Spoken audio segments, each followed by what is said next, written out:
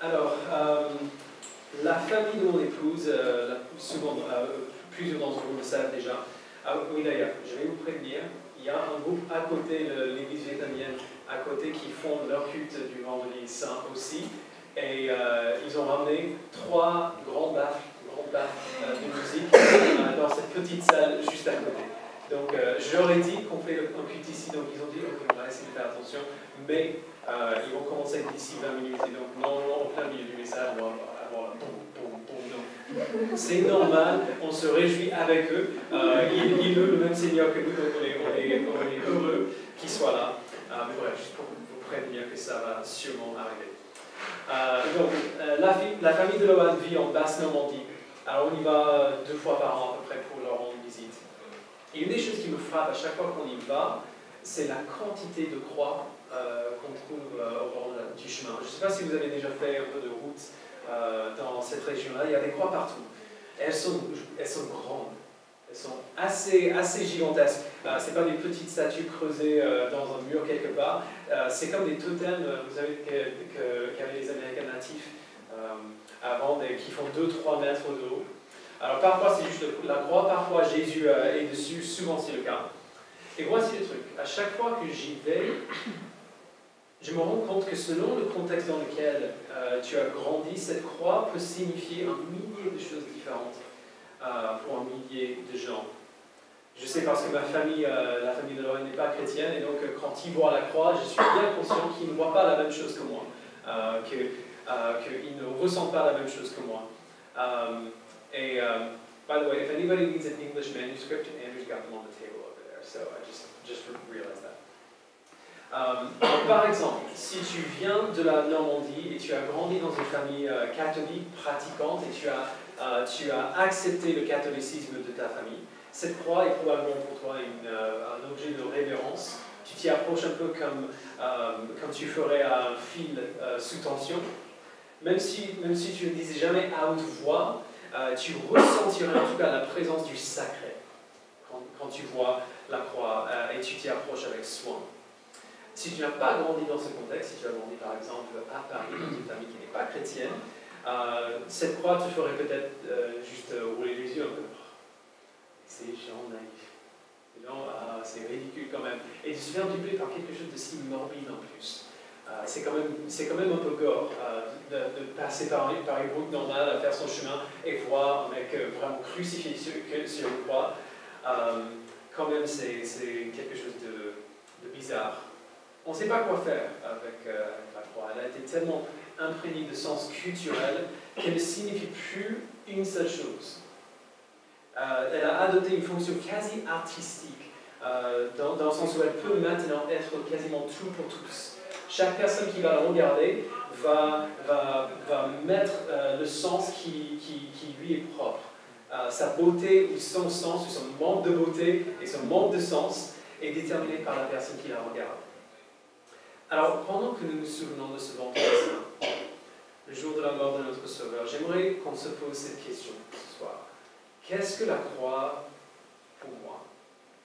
Que veut dire la croix pour moi? Et j'aimerais nous rappeler qu'en tant que chrétien, le sens de la croix ne devrait pas être déterminé par quelque chose en nous, ne devrait pas être déterminé par nos émotions ou par nos propres idées, mais plutôt par la parole de Dieu. C'est lui, c'est elle qui est la parole de Dieu. C'est Dieu qui a le droit de nous dire ce que signifie la croix, et il nous l'a dit dans sa parole. Alors si on veut bien fidèle, on va l'écouter. Donc il y a beaucoup de choses que, selon la Bible, la croix nous montre. Mais ce soir, j'aimerais brièvement en regarder 4, tout simplement. Donc tout d'abord, la croix nous montre la colère de Dieu. Donc la loi de Dieu, on le sait bien, nous dit d'aimer l'Éternel de tout ton cœur et de toute ton âme et de toute ta force, dans Deutéronome 6. Mais tous les jours, nous tous, nous aimons d'autres choses plus que nous. L'essence même du péché, c'est préférer quelque chose d'autre à Dieu et puis agir sur ces préférences-là. L'essence du péché, c'est préférer autre chose à Dieu et agir sur ses préférences. C'est pour cela que Paul nous dit que tous, sans exception, tous ont péché et sont privés de la gloire de Dieu.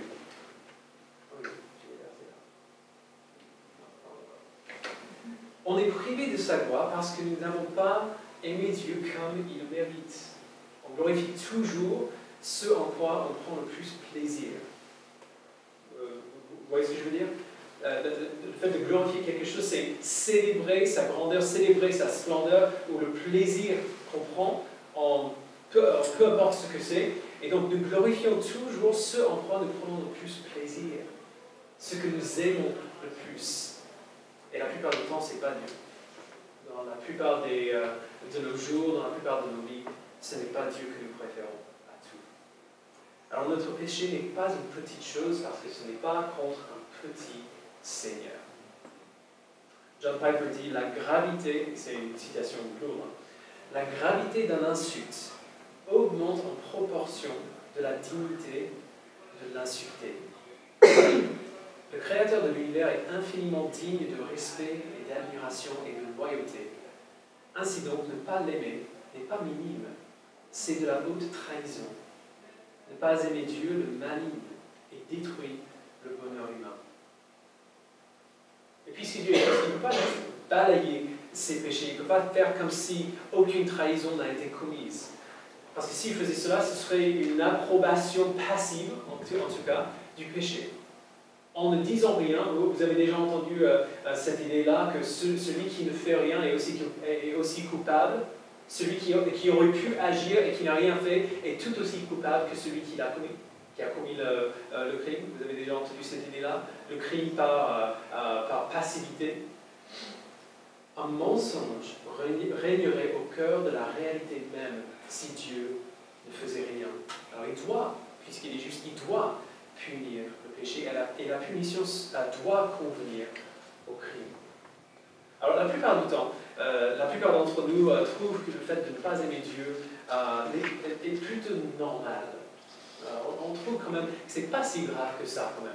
On a des atrocités qui sont commises dans ce monde. Ne pas aimer Dieu plus que tout, quand même, c'est une relativement petite chose. Mais la croix contredit cette idée. Même si on n'arrive pas à comprendre pourquoi, la croix contredit cette idée. La croix nous montre tout le poids de notre péché, toute sa gravité. La punition convient parfaitement au crime. La seule punition qui convient, c'est la mort à ce point-là. La mort aussi extrême et aussi douloureuse et aussi brutale que celle-là. Et donc, Jésus a été crucifié. La crucifixion est peut-être la mort la plus atroce qu'on pourrait imaginer. À l'époque de Jésus, elle était réservée aux pires des criminels. L'historien juif Joseph l'a appelée la plus cruelle de toutes les morts. Le philosophe romain Cicéron a demandé aux citoyens de Rome de ne même pas parler de la croix en public parce que son existence était trop souillée pour les hommes civilisés. Pour assurer le plus de souffrance possible, le condamné était souvent lapidé par un fouet avant d'aller à la croix. Les évangiles nous disent que c'était le cas pour Jésus. S'il a été lapidé selon les coutumes romaines, il n'y a aucune raison pour douter que c'était le cas. Ses mains étaient liées au-dessus de sa tête pour exposer son dos et ses côtes. Le fouet employé était une série de bandelettes en cuir et au bout de ces bandelettes, ou de certaines étaient attachées des petites balles en métal pour attendrir la chair. Et puis, sur d'autres bouts, il y avait des crochets d'ossements ou en métal qui arrachaient la chair des épaules, du dos, des fesses et des jambes. La peau, la graisse et les muscles étaient souvent complètement enlevés pour exposer les côtes. Pour se moquer des rumeurs que Jésus était le roi des Juifs, les évangiles disent qu'avant sa crucifixion, les soldats ont façonné une couronne d'épines et l'ont planté sur sa tête.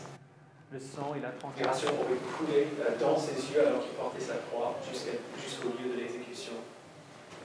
Et une fois arrivé, des clous très longs et épais, probablement entre 12 et 18 cm et qui faisaient 1 cm de large au bout, ont été enfoncés dans ses mains et ses pieds, comme la partie du corps humain où les nerfs sont les plus denses.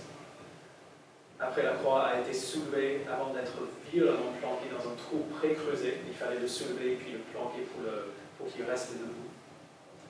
À partir de ce moment-là, à partir du moment où la croix était debout, il devait se battre pour respirer. Généralement, les crucifiés mouraient d'asphyxiation. Le poids sur le corps mettait de la pression sur les poumons et il devait du coup soulever son corps par ses pieds percés pour pouvoir respirer. Souvent, les crucifiés se laissaient carrément tomber exprès. Ils se laissaient tomber exprès pour pouvoir suffoquer plus rapidement. Donc ça, c'est la souffrance physique de Jésus. Et même là, je suis allé très léger en détail. Mais la souffrance de Jésus était encore plus intense que celle d'un criminel ordinaire parce que sa douleur n'était pas uniquement physique. Paul nous dit dans 2 Corinthiens 5, 21 que celui qui n'a pas connu le péché, donc Jésus, Dieu l'a fait devenir péché pour nous. Vous imaginez, celui qui est parfaitement saint, qui n'avait jamais commis un seul péché, qui a un seul péché, qui est la définition même de la sainteté, est devenu péché. Il a pris sur lui-même les fautes du monde à un tel point que Paul puisse dire que Dieu l'a fait devenir péché. Sur la croix, Jésus a enduré une torture spirituelle qui était bien plus grande que la douleur physique qu'il a endurée déjà. La deuxième personne de la Trinité, parfaitement sainte et parfaitement juste, a été couverte de notre corruption à un tel point qu'elle ne pouvait plus s'en différencier. Et sur cette corruption, sur ce péché, dans la personne de Jésus maintenant, Dieu a versé toute sa colère. La Bible. La seule manière dont Dieu pouvait verser sa colère sur nos péchés de manière juste était à travers ce type de punition affreuse, physique et spirituelle en même temps. Ce n'est pas pour dire que Dieu est méchant ou que la violence est au cœur de qui il est. C'est pour dire que notre péché est aussi offensif que ça. Que notre rébellion, notre corruption est infiniment offensive. Et la seule punition juste est une colère de cette ampleur. La croix nous montre la gravité de notre péché et la colère de Dieu contre ce péché. Alors, quand on commence à parler comme ça, les gens deviennent très mal à l'aise, très vite. Quand on commence à parler de la colère de Dieu, on imagine tout de suite ce qui s'est passé cette semaine en Belgique, n'est-ce pas? On imagine la colère de Dieu, que les hommes vont se dire « Ah ok, puisque Dieu est en colère, moi je peux agir de la même manière. » On peut se sentir mal à l'aise et juste se poser la question « Mais quand est-ce qu'il faut arrêter de parler de la colère quand même ?» On est venu est-ce que Dieu est vraiment comme ça? On veut arriver à l'amour. On ne dit pas tout le temps dans le christianisme que Dieu est amour. Alors c'est vrai, Dieu est amour. Rassurez-vous si vous commencez à vous poser ces questions, c'est vrai. Mais on ne peut pas divorcer la colère et l'amour. Si on essaie de séparer les deux, on finit par annuler ce qu'on veut garder. On finit par perdre tous les deux. Si vous m'aviez demandé, il y a plusieurs années, si j'étais capable de me mettre en colère jusqu'à la violence, vous me connaissez, la plupart d'entre vous me connaissez bien. Vous imaginez, moi, me mettre en colère jusqu'à la violence, moi-même, j'aurais dit absolument pas. Pas possible. Je ne suis pas fait comme ça, je ne suis pas un grand colérique comme ça. Vraiment hors de question que j'en arrive jusque-là. Mais un jour, il y a 4 ans, les médecins ont mis dans mes bras un petit bébé, un petit garçon. Et tout ça a changé. Tout cela a changé maintenant. Je perdrai peut-être. Mais maintenant, je sais que je serai parfaitement capable d'aller jusqu'à la violence pour lui. Si quelqu'un menaçait la vie de mon petit garçon, je serais parfaitement capable d'aller jusqu'à la violence pour lui. Je perdrai peut-être, mais il faudrait m'en retenir. Ce serait un plaisir de rentrer dans cette bagarre. Alors, qu'est-ce qui a provoqué ce changement? C'est pareil pour tous les parents. Pour tous les pères, pour tous les parents, c'est la même chose. Qu'est-ce qui a provoqué ce changement? Qu'est-ce qui m'a fait devenir une personne capable de me mettre en colère jusqu'à la violence? C'est l'amour. C'est l'amour. j'aime mon garçon. Et j'aime mon garçon à un tel point que je serais prêt à devenir violent pour le protéger si c'était nécessaire, sans hésitation. Vous voyez, si Dieu n'a pas de colère, ça veut dire qu'il n'aime rien assez pour l'inciter à la colère. Ça veut dire qu'il n'aime rien à un tel point où il est prêt pour se battre. Et puisque son amour pour sa création, pour ses enfants est si grand, sa colère est aussi grande. Si tu veux savoir à quel point Dieu prend au sérieux le péché et son danger pour les enfants qu'il a créés, il faut regarder à la croix. Il suffit de regarder à la croix. La croix nous montre la colère de Dieu. Ensuite, la croix nous montre bien l'amour du Père. Jean dit dans son évangile, dans Jean 3,16, vous le savez tous, vous le connaissez tous, car Dieu a tant aimé le monde qu'il a donné son Fils unique, afin que quiconque croit en lui ne périsse pas, mais qu'il ait la vie éternelle. La croix nous montre la richesse de l'amour de Dieu pour les pécheurs. Alors ça m'est incompréhensible. La colère, je comprends. Ça, j'arrive à comprendre. Et juste imaginez, pensez à quel point nous ressentons la colère quand on pense à la Shoah. Quand on pense à quoi ressemblerait une punition vraiment juste pour Hitler. Qu'est-ce qu'on ressentait cette semaine quand ces nouvelles de ce qui s'est passé en Bruxelles ont eu lieu? Quand on a entendu les nouvelles des attaques même pas 1 kilomètre d'ici, au mois de novembre dernier, on comprend la colère. Mais aimer ces personnes qui méritent notre colère, et qui méritent cette colère à un tel point où non seulement on peut voir une manière de punir ce qu'elles ont fait sans les punir, mais aussi le faire en punissant son propre fils à leur place, ça m'est incompréhensible. J'ai beau y réfléchir et y méditer pendant très longtemps, je n'arrive pas à comprendre. Je vous aime beaucoup, sincèrement, je vous aime beaucoup, mais je suis désolé, il faut le savoir. Si jamais un bus arrive vite, il est sur le point de t'écraser, et je dois faire le choix entre te sauver toi et sauver mon fils. Désolé, je vais sauver mon fils en premier lieu. Je vous aime beaucoup, mais c'est lui que j'essaierai de sauver en premier. Désolé. Alors, s'il n'était pas là, j'aime penser que je serais prêt à essayer de vous sauver, et même de mourir pour vous sauver s'il le fallait. Je vous aime vraiment. Et donc, c'est ce que dit Paul dans Romains 5, 7.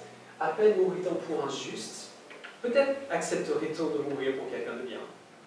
Alors oui, je pense que je serais prêt à faire cela pour vous, mais encore une fois, si je suis honnête, il y aurait probablement un petit débat intérieur. Vous voyez ce que je veux dire? Oui, la plupart d'entre eux n'ont pas d'enfants.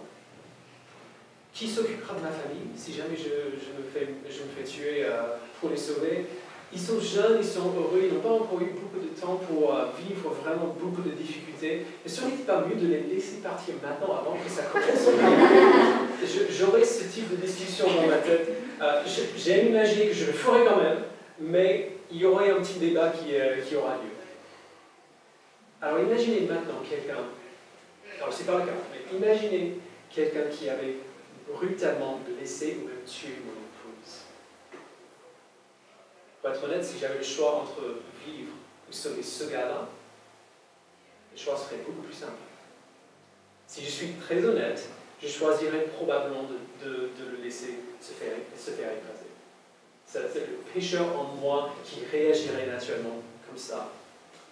Paul dit, même pour quelqu'un de bien, ce serait un choix difficile. Il n'a pas envie de dire on mourrait tous pour un juste. Il dit peut-être accepterait-on de mourir pour un juste. Même pour quelqu'un de bien, ce serait un choix difficile. Mais pour un méchant, je doute fort que quelqu'un court à son secours. Et puis, il nous dit où il veut en venir au verset 8. Mais voici comment Dieu prouve son amour pour nous. alors que nous étions encore des pécheurs, Christ est mort pour nous. Si j'ai du mal à imaginer mourir à votre place, il m'est impossible d'imaginer envoyer Jack pour mourir pour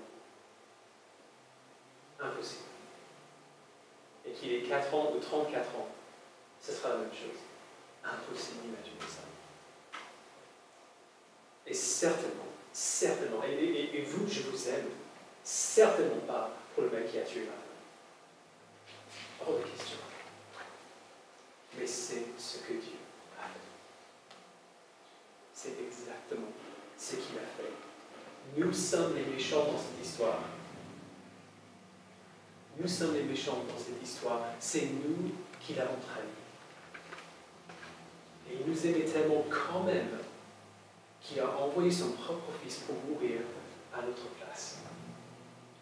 Il a tant aimé le monde qu'il a donné son fils unique. Il a envoyé son fils à cette mort-là. Pas juste se faire écraser par un bus rapidement. Il a envoyé son fils à cette mort-là, à la croix, et il a lui-même puni Jésus à notre place. Dans Ésaïe 53, verset 6, il nous dit, nous étions tous comme des brebis égarées, chacun suivait sa propre voie, et l'Éternel a fait retomber sur lui nos fautes à tous. L'amour du Père pour nous est impensable. Il nous aime beaucoup plus que j'aime mon fils. Beaucoup plus. Son amour pour nous est impensable. Et il l'a montré à la croix. Ensuite, la croix nous montre l'amour du Fils. Certains trouvent ce que Dieu a fait difficile à avaler quand ils lisent Ésaïe 53. Certains ont même appelé ça de la maltraitance divine de l'enfant divin. Et rejettent même cette doctrine, que c'est Dieu qui l'a envoyé à la croix. Ils appellent ça de la maltraitance de l'enfant. Mais la Bible contredit cette idée aussi. Non seulement la croix nous montre l'amour du Père pour nous, elle nous montre également l'amour du Fils. Jésus n'était pas forcé à faire ce qu'il a fait pour nous. Il n'était pas obligé d'aller à la croix. Il l'a fait de son propre gré. Tout comme nous entendons la Bible dire de manière répétée que Dieu nous a montré son amour en envoyant son Fils, elle nous dit également que Christ a montré son amour pour nous, en mourant pour nous. Éphésiens 5.2, Christ nous a aimés et s'est donné lui-même pour nous comme une offrande et un sacrifice dont l'odeur est agréable à Dieu. Un peu plus tard, au verset 25, Christ a aimé l'Église, il s'est donné lui-même pour elle. Et enfin, dans Galates 2, verset 20, ce que je vis maintenant dans mon corps, je vis dans la foi au Fils de Dieu qui m'a aimé, qui s'est donné lui-même pour moi. Alors, regardez en particulier ce dernier verset. On serait peut-être tenté de voir l'amour de Christ comme un amour purement collectif. Vous voyez ce que je veux dire? Comme Paul a dit dans Éphésiens 5, il a aimé l'Église et il s'est donné pour elle. Il s'est donné pour l'Église dans sa collectivité, dans sa totalité. Mais dans Galates chapitre 2, verset 20, Paul dit que l'amour de Christ pour Paul n'était pas seulement collectif, mais profondément personnel. L'amour de Christ n'était pas collectif, mais profondément personnel. Il dit Christ m'a aimé et s'est donné lui-même pour moi. Sur la croix, Jésus a pris sur lui-même mon péché à moi.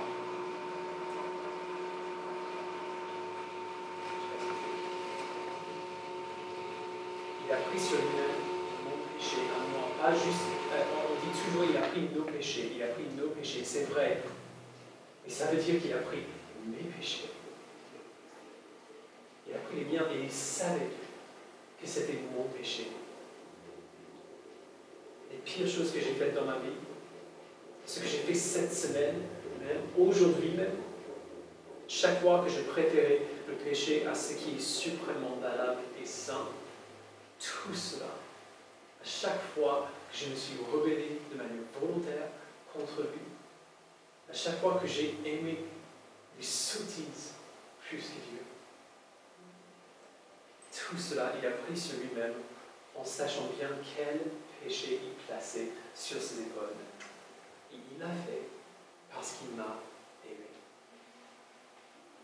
Et si tu es à lui, si tu as placé ta foi en lui et tu le suis, tu peux avoir la certitude absolue que sur la croix, il a pris ton péché. Pas juste nos péchés de manière collective, mais ton péché, tes péchés, ce que tu as fait cette semaine, aujourd'hui, la pire chose que tu as faite dans sa vie, il a pris sur lui-même et il l'a fait parce qu'il t'a aimé. Il a été puni pour ton péché à ta place et il l'a fait parce qu'il t'a aimé. Tu peux lire cette déclaration de Paul comme si c'était la tienne parce qu'elle l'est. Elle est la tienne. Christ m'a aimé et s'est donné lui-même pour moi. Alors, la croix nous montre la colère de Dieu, elle nous montre l'amour du Père, elle nous montre l'amour du Fils.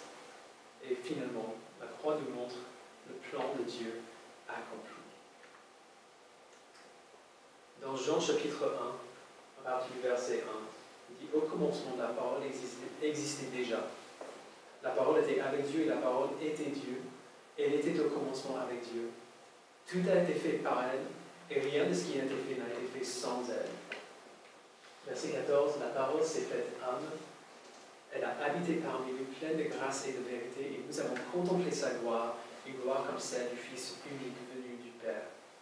Verset 17, en effet, la loi a été donnée à travers Moïse, mais la grâce et la vérité sont venues à travers Jésus-Christ.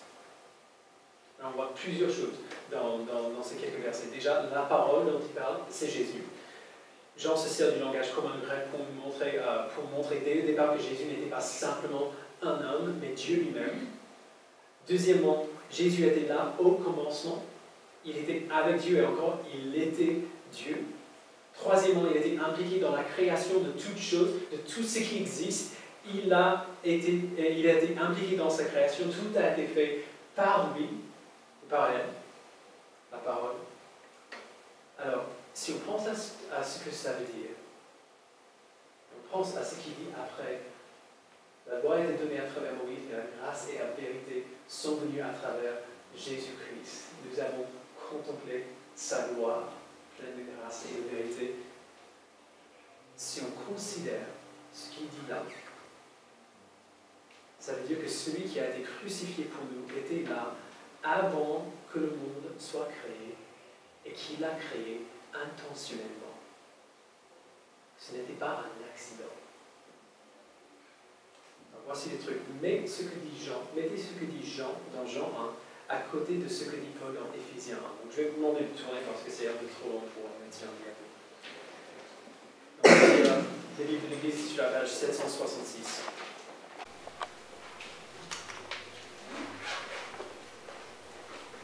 Donc, Éphésiens chapitre 1, à partir du verset 3. Béni soit le Dieu et Père de notre Seigneur Jésus-Christ, qui nous a bénis de toute bénédiction spirituelle dans les lieux célestes en Christ. En lui, Dieu nous a choisis avant la création du monde. Encore, vous entendez l'écho. Au commencement. Tout a été créé par elle. Il nous a choisis avant la création du monde pour que nous soyons saints et sans défaut devant lui. Dans son amour, il nous a prédestinés à être ses enfants adoptifs par Jésus-Christ.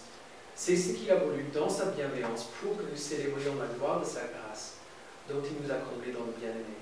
En lui, par son sang, aussi il y avait deux phrases, deux petites parties des phrases qu'il faut souligner. Ici, c'est avant la création du monde au verset 4 et par son sang au verset 7. En lui, par son sang, nous sommes rachetés, pardonnés de nos fautes, conformément à la richesse de sa grâce. Dieu nous l'a accordé avec abondance en toute sagesse et intelligence. Il nous a fait connaître le mystère de sa volonté, conformément au projet bienveillant qu'il avait formé en Christ, pour le mettre à exécution lorsque le moment serait vraiment venu, à savoir de tout réunir sous l'autorité du Messie, aussi bien ce qui est dans le ciel que ce qui est sur la terre. Alors rappelons-le bien, avant la création du monde, il nous a choisis. En lui, par son sang, nous sommes rachetés. Et il a fait conformément au projet bienveillant qu'il avait formé en Christ. Alors, quand Jésus a créé le monde, comme Jean dit qu'il a fait. Quand Jésus a créé le monde, il a fait avec un plan déjà établi. Avec son amour pour nous et l'amour du Père pour nous, déjà en place, déjà établi. Ce n'est pas quelque chose qui a grandi avec le temps. Ce n'est pas quelque chose que Dieu avait besoin d'apprendre. Il n'a pas eu besoin d'apprendre à nous aimer. Et ce n'est pas comme si Dieu avait créé une utopie sur la terre et qu'il a été surpris par la rébellion du peuple qu'il a créé. Oh mince, je ne vais pas penser à ça, qu'il pourrait faire quelque chose comme ça. Non, la croix n'était pas une réaction au péché. Ce n'est pas comme si l'homme a péché et puis Dieu a dit, mais ok, qu'est-ce que je vais faire pour régler ça maintenant? La croix n'était pas une réaction au péché, ce n'était pas un effort désespéré de sauvetage. La croix faisait partie de son plan dès le départ. Avant la création du monde, la croix figurait déjà dans les plans de Dieu à cause de l'amour dont il nous a aimés déjà avant la création du monde. Alors pourquoi? On voit au verset 6, pour que nous célébrions la gloire de sa grâce. Autrement dit, le but de Dieu était de manifester sa gloire, et sa gloire est plus pleinement vue avec le croix que sans. Vous voyez ce que je veux dire? La gloire magnifique et la grâce de Dieu, l'amour de Dieu, tout ce qu'il est manifesté à la croix, et son plan ne serait pas complet, sa gloire ne serait pas pleinement visible si la croix ne figurait pas dans son plan. Dieu a fait tout cela pour que nous célébrions la gloire de sa grâce, y compris créer le monde en sachant bien que les enfants qu'il aime allaient le trahir et qu'il devrait envoyer Jésus pour mourir pour eux, afin de pouvoir être réconcilié avec eux. La croix faisait partie de son plan. Les hommes ont vu la mort de Jésus comme un échec, mais Dieu a vu la mort de Jésus comme le début de la fin. Le signe que son plan avait commencé à s'accomplir et qu'il s'accomplirait sûrement. Sa gloire sera vue et louée et reconnue par toute la création. C'est ce qu'il dit au verset 10, pour mettre son projet à exécution lorsque le moment serait vraiment venu, à savoir de tout réunir sous l'autorité du Messie, aussi bien ce qui est dans le ciel que ce qui est sur la terre. Sa gloire sera vue, sera louée, sera reconnue par toute la création, ce qui est dans les cieux aussi bien que ce qui est sur la terre. Et ses enfants verront sa gloire plus clairement et vont aimer sa gloire plus profondément grâce à la croix. L'exemple que Jonathan Edwards avait donné, il a une pensée à un vitro dans une église catholique. Si on regarde un vitro de tout près, genre comme ça, qu'est-ce qu'on voit? On voit des couleurs, surtout s'il fait beau dehors. On voit des couleurs qui sortent, mais on voit toutes sortes de traits bizarres et pas vraiment géométriques devant nos yeux. Et il semble que ces traits cassent le tout en fait, que les traits noirs sont moches, qui cassent un petit peu le flux des couleurs qui sont là. Mais si on s'en éloigne, on voit pourquoi les traits sont là. On voit le but de ces traits. C'est par les traits qu'on voit le dessin qui est souhaité représenter ce vitro. Il a dit, quand nous sommes sur cette terre, dans nos vies, quand on pense à la croix, on a tendance, on est tenté de voir cela comme quelque chose de pas du tout nécessaire, de très excessif. De le voir comme un échec, comme quelque chose que Dieu avait besoin de faire pour nous sauver, mais on imagine parfois qu'il aurait pu faire quelque chose de moins extrême, ou trouver une autre manière pour le faire. Mais c'est parce qu'on regarde le vitro comme ça. Un jour, sa gloire sera pleinement manifestée. Et nous allons la voir clairement. Nous allons voir la totalité de son plan pour l'humanité et on va voir pourquoi les traits noirs sont là. Pourquoi ce trait noir en particulier est la manifestation parfaite de sa gloire, de sa grâce, de son amour, de sa miséricorde, des choses qu'on n'aurait jamais comprises sans la présence de la croix, où sa colère a été versée sur Jésus à notre place, où son amour pour nous et l'amour de Christ pour nous ont été démontrés de manière glorieuse et complète. Nous le verrons un jour. Alors quand nous réfléchissons ce soir à ce qu'est la croix pour nous, à ce que signifie la croix de Jésus pour nous, souvenons-nous de la gravité de notre rébellion qu'il a envoyée à la croix. La gravité de notre rébellion qui est si extrême, même si on n'en a pas l'impression, qui est si extrême que la seule mort qui conviendrait, la seule punition qui conviendrait, c'est une mort aussi atroce que ça, physique et spirituelle. Mais en même temps, rappelons-nous de l'amour du Père pour nous qui est incompréhensible, qui donnait son Fils, qui était prêt à donner son Fils et à punir son Fils à notre place. L'amour du Fils pour nous, qui a subi quelque chose qu'on n'arrivera jamais à imaginer, afin de pouvoir être réconcilié à ses frères et ses sœurs adoptifs. Et rappelons-nous du plan de Dieu qui avait déjà établi, avant même d'avoir créé le monde. Il avait déjà ce plan en tête. Et la croix nous montre le début de la fin, le début de l'accomplissement de ce plan, qui sera pleinement accompli le jour de son retour. Prions ensemble.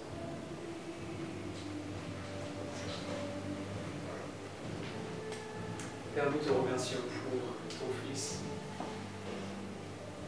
Nous avons du mal à trouver des mots, parce que nos remerciements sonnent tellement creux à nos oreilles quand on les entend. Par rapport à ce que tu as fait pour nous, un merci ne suffit pas.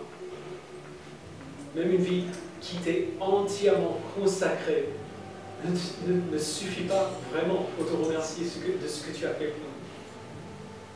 Mais la nouvelle merveilleuse, c'est que nous n'avons pas besoin de vivre des vies parfaitement saintes, parfaitement en ligne avec ce que tu nous dis de faire. Nous n'avons pas besoin d'avoir tout réglé, d'être parfait pour pouvoir être à toi.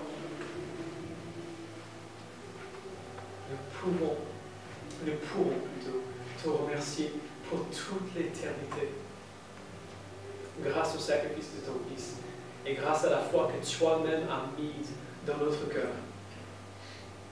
Alors je prie, Père, que tu nous donnes d'en être émerveillés ce week-end, de réfléchir sur la mort de Jésus et d'en être complètement émerveillés et vraiment pris au dépourvu par le sacrifice immense qui nous a fait, que tu as fait pour nous. Et donne-nous, Père, une sainte crainte qu'il n'a pas envie de piétiner sur l'œuvre de Christ à la croix, en nous retournant à ces choses qui l'ont cloué à la croix au début. Merci, Père, pour ton sacrifice pour nous. Merci pour ta parole qui nous a dit ce qu'il a fait pour nous. Aide-nous par ton esprit à vivre pour toi, en reconnaissance à ce que tu as fait pour nous, en sachant bien que ça ne suffit pas, mais que ça n'a pas besoin de suffire, parce que ce que Jésus a fait sur la croix pour nous suffit déjà. Merci, Père.